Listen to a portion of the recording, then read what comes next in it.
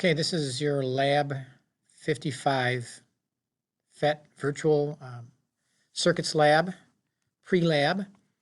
Once again, do a search on FET Colorado and either click on this FET or even straight to physics. Get to this page on the left-hand side over here. Click on electricity, magnets, and circuits. And you want the one that is this one right here. Middle one on the left side, Circuit Construction Kit DC, not the virtual lab up on the right over here, but on the left. So click on this one, and then you'll have to click on it again, and hopefully it'll come up. All right, you do not want the intro, you want the lab. You have to double click on that. All right, so this is the page you want. All right, so on the lab sheet, which you will have handy, and pull out the battery. The battery should already be preset. You're supposed to set that to 9. If I just click on that, I just left clicked, it's already set to 9 volts. That's good. So you set up your circuit. I'm going to give you a few review reminders. I'm just clicking and dragging. So try to make these look nice. You don't have to. But we're going to have a light bulb right here. I think that's already set at 10 ohms. Let me click that, just give it one click. Yeah, it's at the bottom, it tells you 10 ohms. I can put it back in the trash. If I make a mistake, I can slide this to change the resistance or use the arrows to change the resistance. But immediately, I can hook this up. This will be one simple light bulb circuit, and it should light up right away. I don't have a switch in there. And once again, these yellow lines give you the, quote, brightness. Oh yeah, if I click on this once again, and if I hit the scissors, it disconnects that connection. So it's an open circuit. All right. And once again, hey, if I just do this, if I take this light bulb out and put these two wires together, you have what's called a short circuit, which means there's basically no resistance. And once I let go of this, the battery will probably catch on fire because there's way too much current. Once again, the movement of these electrons is the current. All right, so I'm going to put the light bulb back in. Once again, it's probably, well, hopefully it's still the 10 ohms. I clicked on that, yeah. Okay, and the light is given off. The brightness is the power. All right, so kind of center that a little bit. And so there's this flow of electrons. The electrons do not start at the battery. They're everywhere to start with. The battery's just pushing them. Now, a couple things you'll need to be doing in this lab is you'll need to measure voltage and resistance. I'm going to do this in stages. So on the far right over here, I just clicked on that and dragged it out. This is a voltmeter, and it usually has these two probes. And what you do is you touch them, like I take this probe, sometimes it's kind of pointy, sometimes you can put alligator clips on there as to clip those on. But if I touch there and there, it's going to say 0 volts, because really it's measuring the element that's the shortest resistance, or the shortest path, basically, not lengthwise. But basically the amount of the difference in energy between this spot and this spot. And since it's a wire, it's basically measuring the potential difference, the voltage of the wire, which is nothing.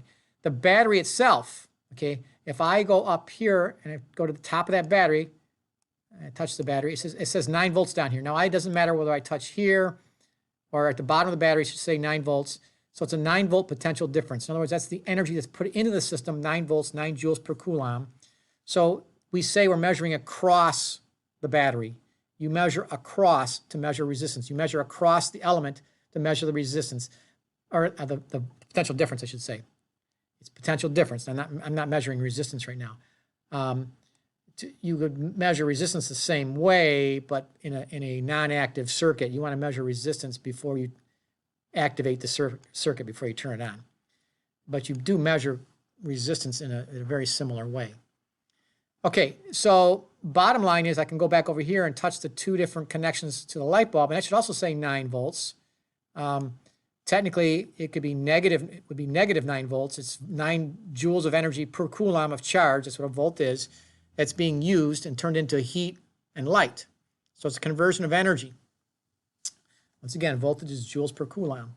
And in this case, these wires are ideal. They have no potential difference. In real life, the wires themselves, the light bulb might be like 8.9 volts, and 0.1 volts might be in the wires. Each wire might have like 0.2 volts, 0.2 volts, some small potential difference, some energy that's being used up because wires aren't perfect. They do use up some energy. But that's the basic way you measure potential difference or voltage. And once again, that wire, that black wire is on the bottom. I can measure up here, I still get the 9 volts. I can measure over here, I still get the 9 volts. I'm still measuring that light bulb. I could measure from here to here. I still 9 volts. I'm still measuring across this light bulb and the two wires being 0 volts basically. So it doesn't really matter. This spot right here is really equivalent to that spot right there if you consider this wire to be perfect, which this simulation has them set up that way. Okay, so that's measuring potential difference or voltage. Now to measure current, you have this meter over here, and you can simply, on this problem, you could do the calculation. In fact, I'll let you do it right now. This is a 9-volt battery and a 10-ohm resistor, right? Whoops, don't want to disconnect that. It's 10 ohms. So calculate the current right now that we should have. All right, so you probably did that, or hopefully you did that. Now I'm going to show you what it is, and it's saying it's 0.9 amps, which is what it should have calculated out to be when you used V equals IR. Okay. Another way to measure current, which you probably will not be doing here, and it doesn't really matter where I measure that. The current up here is 0.9 amps, 0.9 amps, no matter where you are. It's the same current everywhere. That's the indicator of a series circuit. It's one pathway, all the same current. Now, another type of ammeter, they're called ammeters, not current meters, is this kind right here, which is probably, it doesn't look like a real meter, but it's probably more like what the real meters are. This kind of meter over here would be very expensive and less accurate. The actual ammeters, meters that can measure current, really what you would do is you replace a wire. Or you, for example, I could disconnect this and put the ammeter right there. If I connect it into those two locations, it's 0.9 amps. You want the current to flow through the ammeter. That's a better way for an ammeter to operate. That's how real ammeters, the cheaper, more accurate ones are like that. You put them right in the circuit as part of the element. Either take out a wire and put it in place of a wire, or put it between two connecting wires. That tells you the current right there. So that's a more complicated connection, but in real life, you got to do the connections like that typically. Here, we'll just do the non-contact ammeter. It's a lot faster. All right, I'm going to quickly build the rest of the circuit. And you have a light bulb up here. It's supposed to be 2 ohms. I'll change that to 2 ohms. Let me click on that. Change it to 2 ohms. Down to 2. Okay. Put the next bulb in. There's actually 2 bulbs that are going to go right in here. So try to move a little faster. Bulb 1, bulb 2. One is 10 ohms, one's 2 ohms. And you will need to connect this all up. All right, is this the 2 ohm? This is the 2 ohm bulb. I'm going to change that to 2 ohms right away. I'm just clicking that arrow. I could have did this. I went too far. I got to go to. So I changed it to 2 ohms. All right. So if I connect this now, I should get all 3 of these light bulbs to light up. Those 3 bulbs, these 3 bulbs that I just connected, and on the lab sheet I'm calling them R5 up here. This is R2 and R3. And this will always be bulb R3, even no matter whether I move it around in this circuit, we're always going to call this bulb 3. What you'll notice is those 3 bulbs are in series with each other. In other words, this is one pathway right here. This is a single pathway. This is a junction right here. Oops, I don't want to cut that. It's a junction right down here. Now, what's happening is the current is flowing and it gets there, and more current will go where there's least resistance. There's less resistance this way, not just because it's one bulb, but because, for example, this resistor is 10 ohms. This pathway over here is a what we call a branch. It has 3 bulbs in a row, even though 2 are here and 1's there. They're all 3 of these in series with each other. And in sum total, those 3 together are in parallel with this guy right here. But right now, to figure out the total resistance, this one was 2, this one was 10, this one was 2. So the total resistance, if you had to do a consolidation right now or simplification, will be 14 ohms of total resistance in this branch. So this branch has 14 ohms of resistance. This branch has 10 ohms resistance. So more current goes in this branch because there's less resistance sum total than this branch. Now, the current that's going through here, okay, is the same for each light bulb. That's why this light bulb is the brightest, even though it has the most resistance. And that's why if you look at either P, the power equals I squared R, like we did in the last lab, all three of these bulbs have the same I, so their brightness compared to each other is based on their R, the resistance. The one with the most resistance is brighter. This one has 5 times the resistance, so technically it's 5 times brighter for the same current as the other two bulbs. But this is the brightest bulb of all. To compare that one and this one, or to any other bulb here, you would have to do the I squared R. Okay, in this case, the current here is greater than the current here, and that's why this one's brighter. Even though its resistance is the same as this bulb right here, these two bulbs are both 10 ohms, this has more current. And you could figure out how much current, again, you could do Ohm's law, V equals IR, but now you notice the current here is no longer 0.9, we have more current because now we have a different circuit than before. But that current, 1.54 coulombs per second, are going into this junction right here. And what has to come out is this current and this current has to add up to 1.54. So we'll do a little simple math here, all right? So both those currents are less than 1.54. I'll go here. It's 0.64 amps, okay?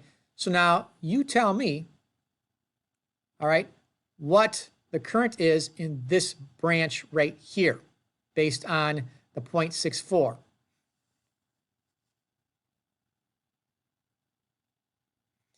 And it's no secret that it's still 0.90. It's the same as it was before because in essence, this bulb and battery system doesn't really care about any of this over there. That's one of the things about parallel. These three are in parallel with this one.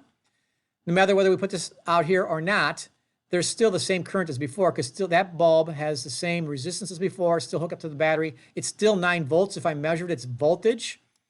It doesn't change in parallel. When you add something in parallel, it doesn't change the other elements in the circuit if you have an ideal system. In a real system, it might change a little bit, but not much.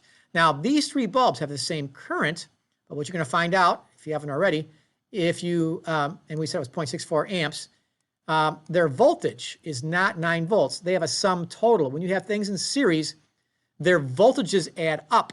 So in other words, if I measure the voltage of this one, which is 1.29 volts, and then measure the voltage of this one, okay, which is, I got to make sure I touch those locations, 6.43, then I could also measure the voltage of this one, but the sum total of all three of those voltages must be 9 volts. Now, oh yeah, okay, so now it's giving me the negative answer. You can, when you measure these, you can ignore the negatives. They're technically bulbs are always negative. I'm not sure. Yeah, okay. Oh, yeah. Doesn't really matter. If I go this way around, it gives you positive 1 point. It's going to give you 1.29 or negative 1.29. Technically, bulbs are always negative. Don't worry about that. Just always put positive whatever voltage for those batteries, but are light bulbs. So the potential difference for those three bulbs is 9 volts sum total if you add those three numbers up. Okay, then the final connection here is we have to put a 2 ohm bulb. Let me pull this out more. Whoopsie. A 2 ohm bulb. Let me move this away.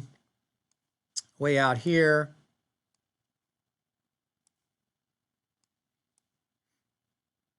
And this one this is complicating the system now. All right. So a lot of things change when you hook that up. First of all, once again, these two are in series with each other. These two are always in series because if I go from this spot, this junction to that junction, that's one pathway. It's the same current. They have the same current. They don't have the same brightness or potential difference, but they have to have the same current because they're in series. But here's the tricky thing here. These two and this one here at the top are no longer in series with each other. Okay, these two are in series with each other because they're in a row in one pathway. But now the current that's going through this bulb is the sum total of these two currents. These two currents. Let's see if we can figure that out and check it. So I can measure this current right here. It's 0.66 amps. I can measure it anywhere along here. Anywhere in here, it's always 0.66 amps. That's one branch right there. That's 0.66 amps. All right. If I come down here, this current is 0.55 amps. Anywhere in that branch, it's 0.55 amps. So now you tell me, what is the current in this branch right here? It goes from this spot to this spot. What's the current in this branch?